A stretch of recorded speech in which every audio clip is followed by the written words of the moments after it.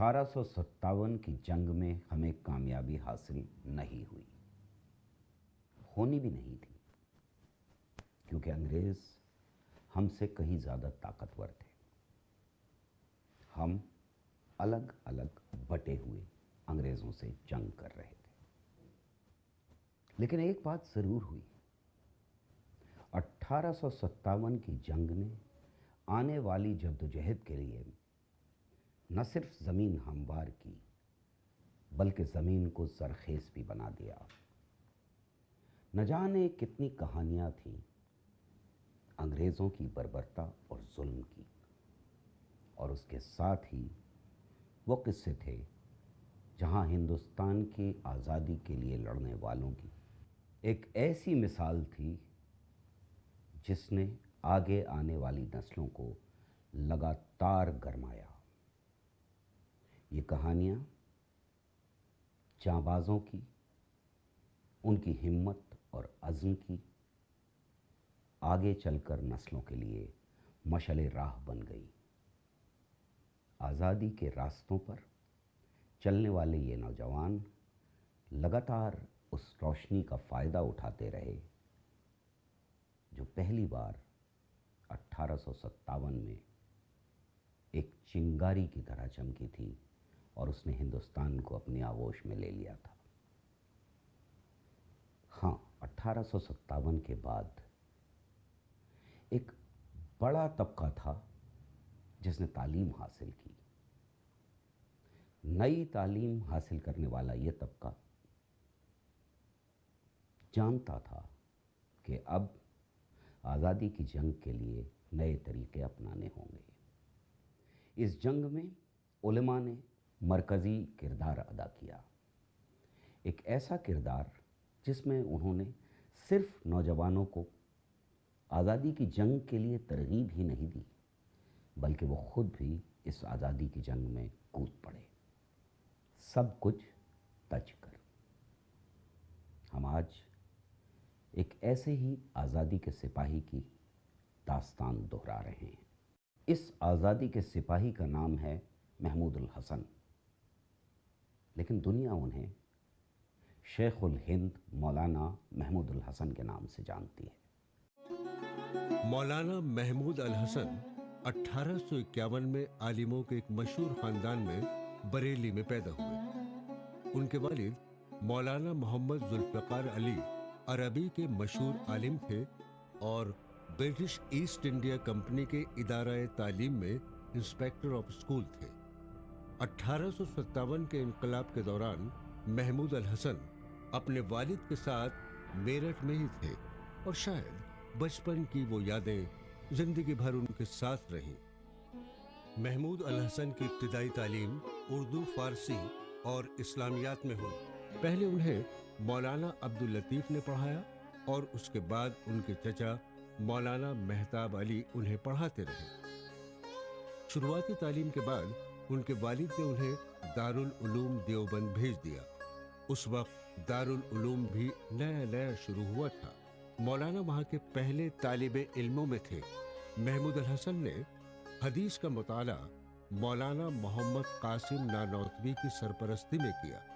مولانا نانوتوی نے ہی دارالعلوم کی داغ بیل ڈالی تھی۔ محمود الحسن بہت ذہین اور محنتی تھے اور اسی لیے مولانا قاسم نانوتوی کے پسندیدہ شاگردوں میں ان کا شمار ہوتا تھا۔ مولانا نانوتوی کی سرپرستی میں محمود الحسن نے دوسرے مضامین میں بھی دسترس حاصل کی۔ قاسم نانوتوی صاحب کی سرپرستی میں نہ صرف محمود الحسن کے لیے علم کے دروازے کھل گئے بلکہ ان کی شخصیت نکھر گئی۔ ملک کی آزادی کے لیے کچھ کر گزرنے کا جذبہ ان کے دل میں گھر کر چکا تھا۔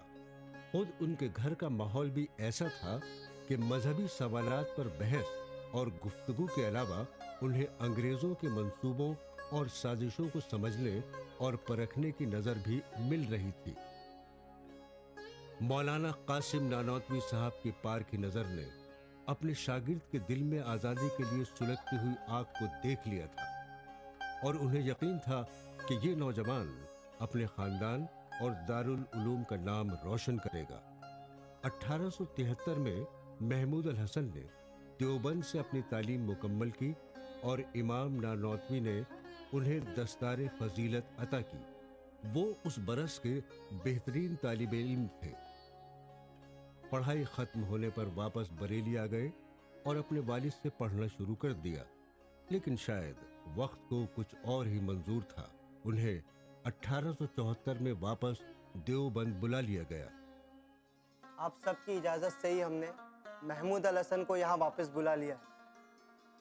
ہمیں لگتا ہے کہ ہمیں ایسے ہی نوجوانوں کی ضرورت ہے جو دارالعلوم کی روایتوں کو آگے لے جائیں گے اور دین اور ملک دونوں کی خدمت کریں گے۔ درست فرما رہے ہیں آپ امام صاحب۔ محمود الحسن ایک اچھے عالم ہیں، اس میں کوئی شک نہیں، پر کیا وہ ہندوستان کی آزادی کے لیے لڑنے کا جذبہ بھی رکھتے ہیں؟ دارالعلوم کی تعمیر کا اصل مقصد تو دین اور ملک کے لیے خادم تیار کرنا ہی ہے، اور یہ بات آپ سے بہتر کون جانتا ہے؟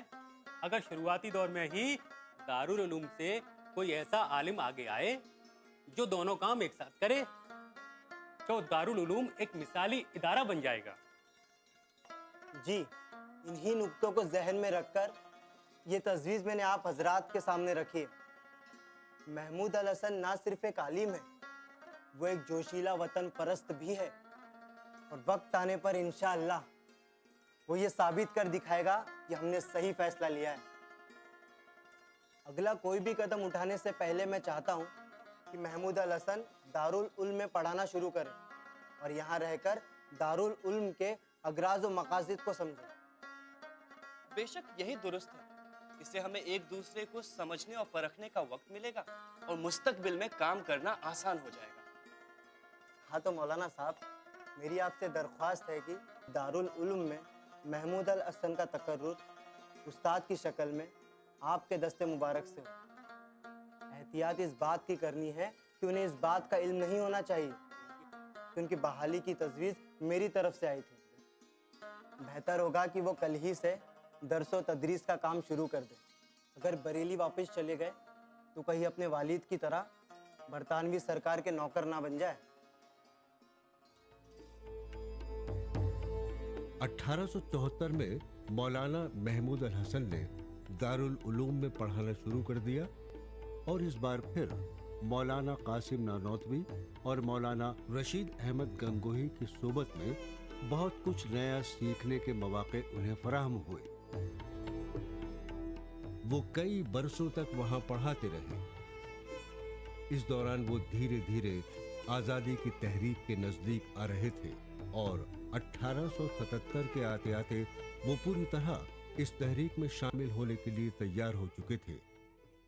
ہاں، مولانا محمود الحسن صاحب میں بھی وہی جذبہ تھا جو مولانا قاسم اور مولانا رشید احمد دیوبند کے سارے علماء میں تھا۔ یہی کہ ملک کو آزاد کرانا یہ ہمارا فریضہ ہے، اور ہم اس وقت تک چین سے نہیں بیٹھیں گے۔ اچھا، مولانا محمود الحسن صاحب کے زمانے میں یہ خلافت کو خطرہ پیدا ہوا، عثمانیہ سلطنت اس کے سلطان کو، اس وجہ سے اور بھی زیادہ تو مولانا نے بڑا ایک منصوبہ بنایا اور اپنے خاص طلباء کو بھی اس کی تلقین کرتے تھے، اور تمام استادوں کو بھی، کہ ہمارا سب کا فرض ہے کہ ہم ہندوستان کی آزادی کے لیے جیسا ان دونوں نے کیا تھا 1857 میں، اس سے بڑھ کے کریں۔ چنانچہ مولانا حجاز تشریف لے گئے، اور وہاں انہوں نے پوری کوشش کی کہ کسی طرح سے، چنانچہ اپنے کئی مشن جیسے مولانا وحید اللہ سندھی، ان کے تعلقات انہوں نے اپنے روابط ان سے پیدا کیے، ترکوں سے۔ اسی برس وہ مولانا قاسم نانوتوی کے ساتھ حج پر مکہ شریف گئے۔ وہاں ان کی ملاقات حاجی امداد اللہ سے ہوئی۔ 1890 میں وہ دارالعلوم کے صدر مدرس بن گئے۔ جس دور میں مدرسہ ان کی سرپرستی میں چلتا تھا، اس دوران 800 سے زیادہ نوجوانوں نے وہاں سے تعلیم حاصل کی۔ پہلی جنگ عظیم کے شروع ہونے سے پہلے ہی مولانا نے ہندوستان کی آزادی کے لیے کام کرنا شروع کر دیا۔ انہوں نے اپنے شاگرد عبید اللہ سندھی और कई दूसरे शागिर्दों को इस मुहिम में शामिल कर लिया। उन्होंने उबैदुल्ला सिंधी को दिल्ली में एक मदरसा खोलने और अपने शागिर्दों को तहरीक आज़ादी के साथ जोड़ने की सलाह दी। उन्होंने इस दौरान अंग्रेजों के खिलाफ एक मुसल्लह जिदोजहद शुरू करने की कोशिशें तेज कर दी।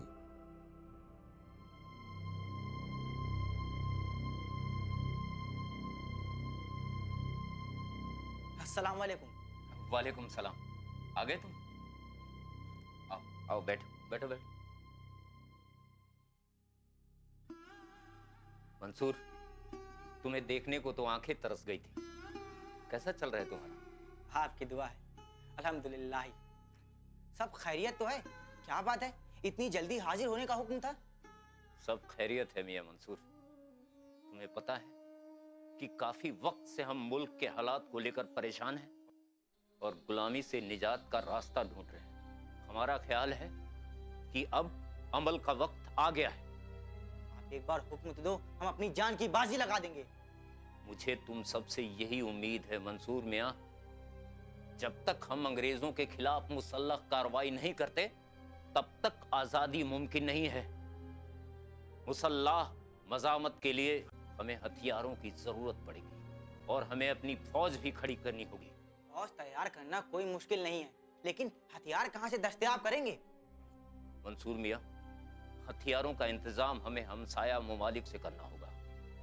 वो मुल्क जो गुलाम नहीं है, इंशाअल्लाह उनसे हमें मदद मिलेगी।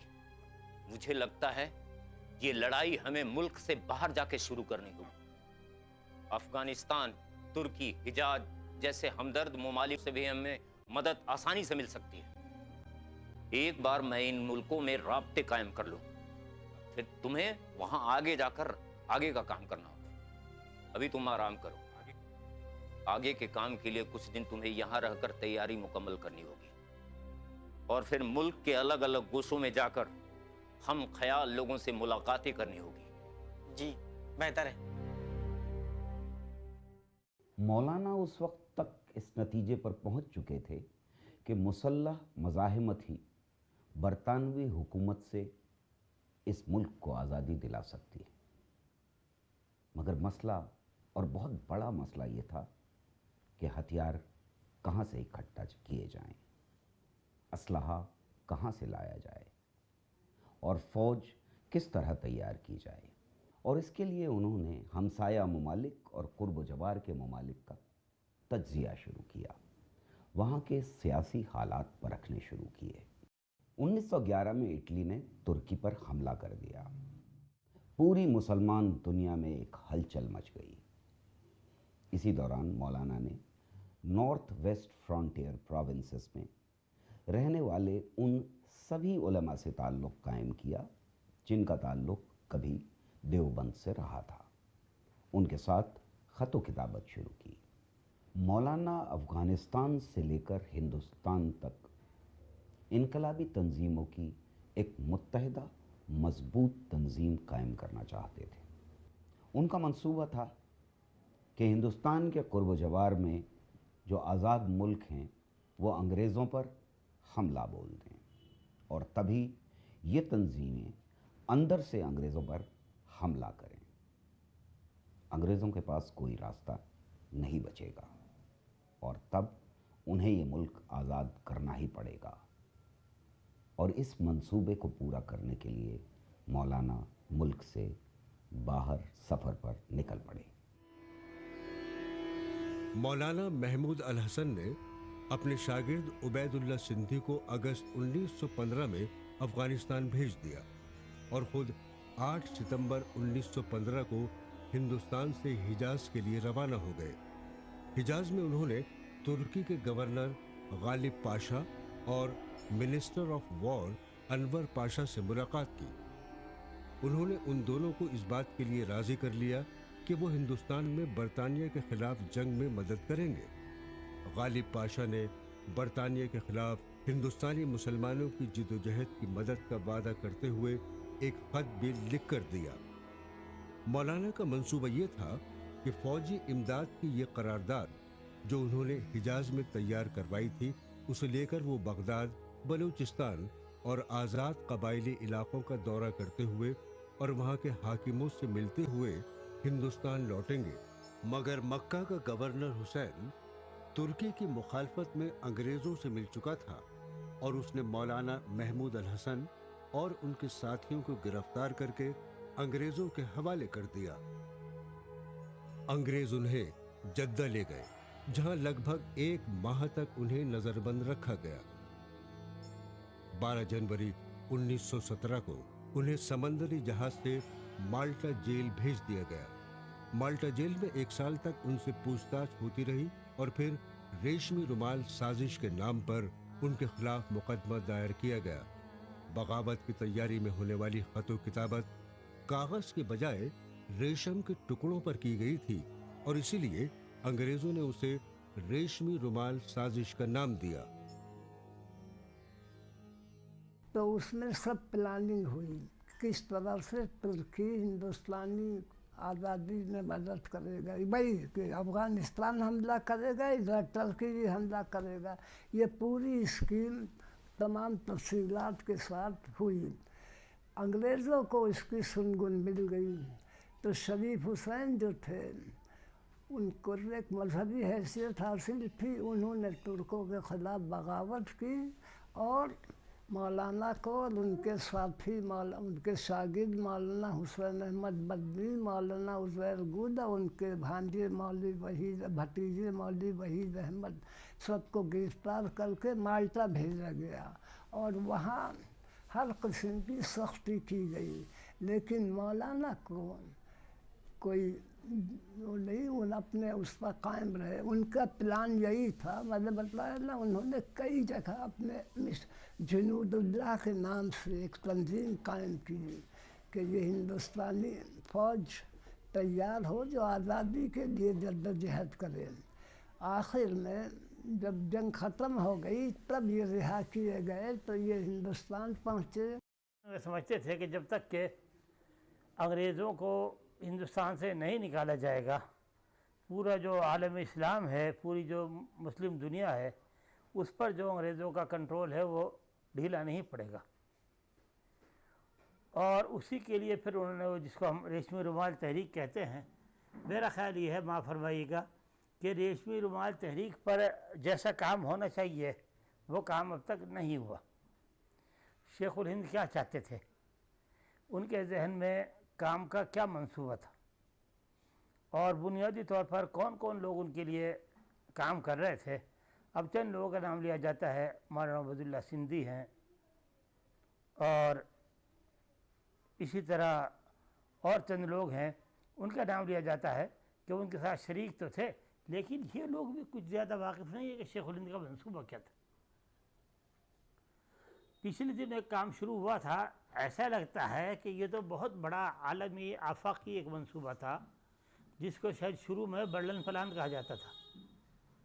जो जर्मनी का बादशाह था, कैसर जर्मनी, उसने और तुर्की हुकूमत ने मिलकर गालिबन ये प्लान बनाया था। लेकिन उनकी नज़र में शेख उल हिंद कैसा है, अब सवाल ये है कि वो एक आदमी जो यहाँ देवबंद में एक मदरसे में बैठा है, उन्होंने वहाँ से इस बात का कैसे फ़ैसला किया कि आदमी इस काम के लिए फ़ायदेमंद हो। और शेख उल हिंद के वो क्या क्या ज़राए थे कि जिसके लिए वो एक ज़माने से अफ़गानिस्तान में काम कर रहे थे और मौलाना अब्दुल्ला सिंधी को उन्होंने भेजा था कि वहाँ जाओ। मौलाना अब्दुल्ला सिंधी ने सिर्फ इतनी बात लिखी है कि शेख उल हिंद का वहाँ काम बिखरा हुआ था, मुझे जोड़ने के लिए भेजा था। अब वो क्या काम था, कब से कर रहे थे वो।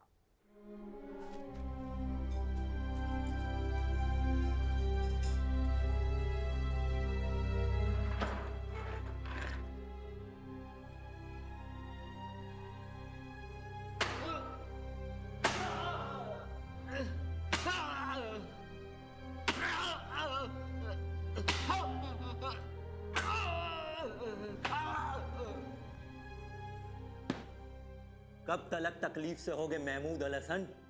जो हम पूछ रहे हैं वो सच सच बता दो, वरना यहां से जिंदा नहीं निकल पाओगे। मैं कुछ नहीं जानता। तुम गालिब पाशा और अनवर पाशा से किस लिए मिलने गए थे? मैं किसी से नहीं मिला। अच्छा, तो वो रेशमी रुमाल तुम्हारे पास कहां से आया? मुझे कुछ नहीं पता। उबैदुल्लाह सिंधी अफगानिस्तान में क्या कर रहा है? मैं नहीं जानता, मुझे कुछ नहीं पता। मौलाना 3-4 माह तक जेल में रहे। जून 1920 में उन्हें बम्बई भेज दिया गया। अब वो असीर माल्टा के नाम से भी जाने जाते थे। बम्बई से उन्होंने दारुल उलूम का रुख किया। आज़ादी की तहरीक तेज़ हो गई थी। मौलाना ने अपील जारी की कि गांधी जी की क़यादत में चलने वाली अदम ताउन की तहरीक में शामिल होना हर मुसलमान का फरीज़ा है। मौलाना जेल में बहुत कमज़ोर हो गए थे। उन्हें तपे दिख हो गई थी, यानी टीबी। उस ज़माने में इस बीमारी को लाइलाज माना जाता था, मगर फिर भी मौलाना आज़ादी की जद्दोजहद में लगातार लगे रहे और उन्होंने न जाने कितने नौजवानों को इस तहरीक में शामिल किया। सेंट्रल खिलाफत कमेटी ने मौलाना को शेखुल हिंद के खिताब से नवाजा।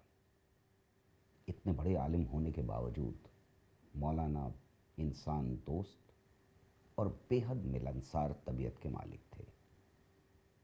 यह उनकी मिलनसारी इस वजह से थी कि वो बहुत बड़े आलिम थे। असल इल्म इंसान को इंसान दोस्त और मुनकसिब मिजाज ही तो बनाता है। अपनी अलालत और मसरूफियत के बावजूद मौलाना हमेशा दूसरों के लिए वक्त निकाल ही लिया करते थे। दारुल उलूम से मिलने वाली तनख्वाह का एक बड़ा हिस्सा वो दारुल उलूम के फंड में वापस जमा करा देते थे। आज उन जैसे इंसानों की मिसाल इस मुल्क में कम ही मिलती है।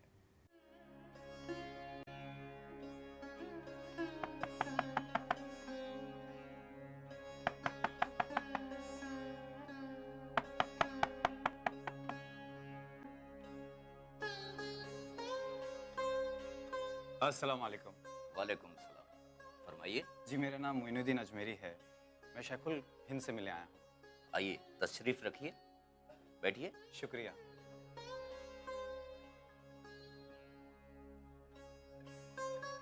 शेखुल हिंद को खबर कर दें कि मैं बहुत दूर से आया हूँ।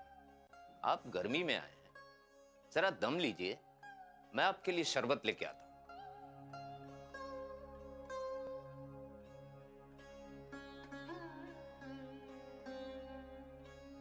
ये लीजिए।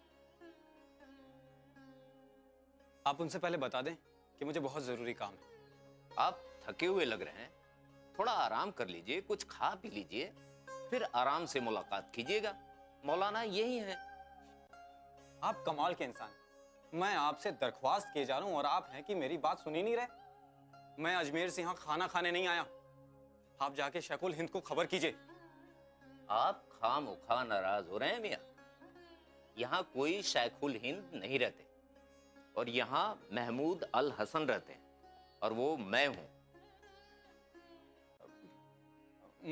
माफ कीजिएगा, मैंने आपको पहचाना नहीं। गुस्ताखी के लिए माफी चाहता हूँ। कोई बात नहीं, बैठिए बैठिए बैठिए।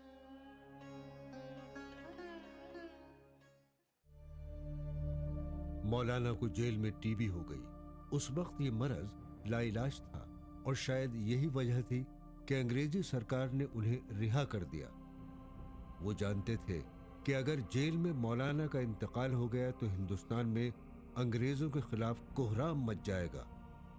जेल से रिहाई के बाद बीमारी की परवाह किए बगैर मौलाना ने अपनी सियासी सरगर्मियां जारी रखी। गांधी जी और अली बरादरान ने अंग्रेजों की सरपरस्ती में चलने वाले तालीमी इदारों से अलग होने की अपील तालिब इल्मों से की। बाद में हिंदुस्तान के सदर के ओहदे पर फायज होने वाले डॉक्टर जाकिर हुसैन की क़यादत में 200 से ज़्यादा तलबा ने सर सैयद अहमद के कायम करदा MAO कॉलेज अलीगढ़ को 1920 में छोड़ दिया और मुख्तार अहमद अंसारी और हकीम अजमल खां की पहल पर कायम किए जाने वाले जामिया मिल्लिया इस्लामिया में शामिल हो गए। शेखुल इस्लाम मौलाना महमूद अल हसन को इस नए तालीमी इदारे का संग बुनियाद रखने के लिए अलीगढ़ आने की दावत दी गई। अलालत के बावजूद मौलाना अलीगढ़ गए और 29 अक्टूबर 1920 को जामिया का संग बुनियाद रखा और इस मौके पर उन्होंने जो तकरीर की वो आज भी हमारे लिए मशाल राह है। अलीगढ़ से लौटने के बाद उनकी तबीयत और भी बिगड़ गई। उन्हें इलाज के लिए दिल्ली लाया गया। चंद दिनों की अलालत के बाद हिंदुस्तान की जंग आज़ादी का ये रहनुमा और अवामी तालीम का ये अलमबरदार 30 नवंबर 1920 को हमसे जुदा हो गया।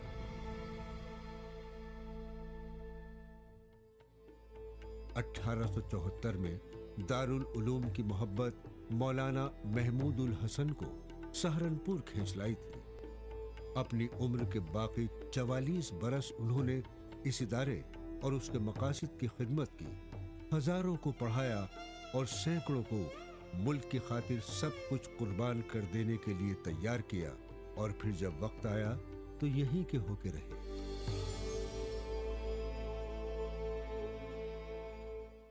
मौलाना की जो लेगेसी है वो लेगेसी जो है वो बरकरार रही और देवबंद के उलमा ने, आप उनसे इत्तेफाक करें या न करें मज़हब के मामलात पर, लेकिन देवबंद के उलमा ने हुसैन अहमद मदनी की निगरानी में या लीडरशिप में आज़ादी की जो लड़ाई की जो जंग है उस जंग में आखिर वक्त तक शामिल रहे।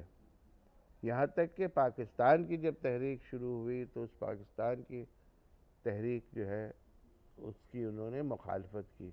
तो कहने का मकसद ये है कि चाहे वो हुसैन मदनी हो, चाहे वो मौलवी किफ़ायतुल्लाह हो, चाहे वो अहमद सईद हों, बहुत से नाम मैं आपको बता सकता हूँ, इन तमाम लोगों ने मौलाना महमूद हसन की एंटी कॉलोनियल लेगेसी को आगे बढ़ाया और देवबंद ने उस लेगेसी को, और ये लोगों को बताने की ज़रूरत है इसलिए कि लोग सोचते हैं यार ये मुसलमान का इदारा, इस्लामी इदारा, ये कैसे नेशनलिज़म के साथ शामिल हो सकता है, इनका क्या ताल्लुक़ हो सकता है।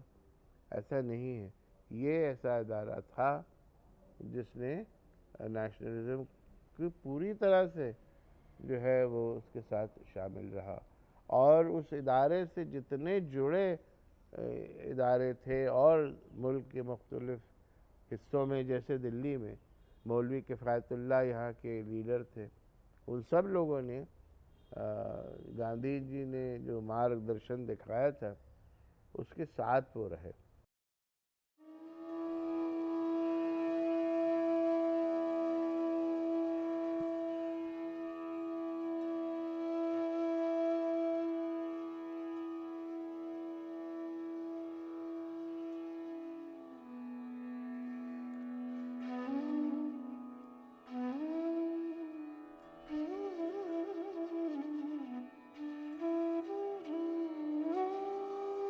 (150) ईसा पूर्व भारत।